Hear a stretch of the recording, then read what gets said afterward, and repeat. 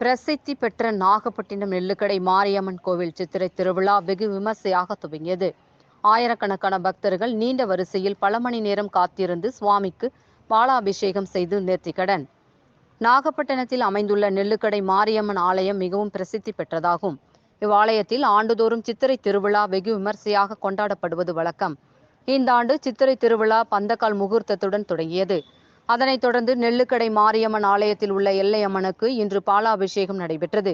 இதற்காக நேற்று நள்ளிரவு 12 மணி முதல் தொடங்கிய பாலாபிஷேகம் இன்று காலை வரை நீண்ட வரிசையில் பல மணி நேரம் காத்திருந்து ஆயிரக்கணக்கான விரதம் இருந்த பக்தர்கள் பல்வேறு பகுதிகளிலிருந்து பக்தர்கள் எல்லையம்மனுக்கு பாலாபிஷேகம் செய்து தங்களது நேர்த்திக்கடனை நிறைவேற்றினர்.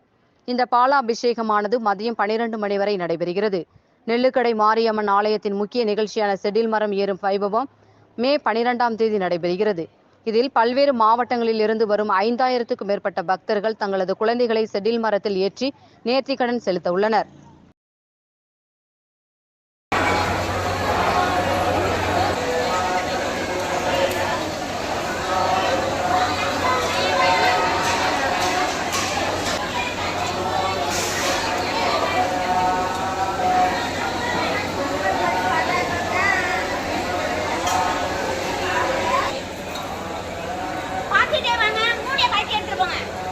அரிசி உள்ள போலாம் உங்க என்ட்ரன்ஸ் உள்ள வாங்க ஆந்துக்கல அப்புறம் என்ன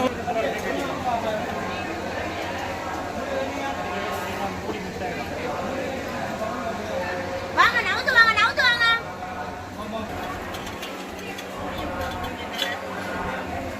மா நவுத்து வாங்கமா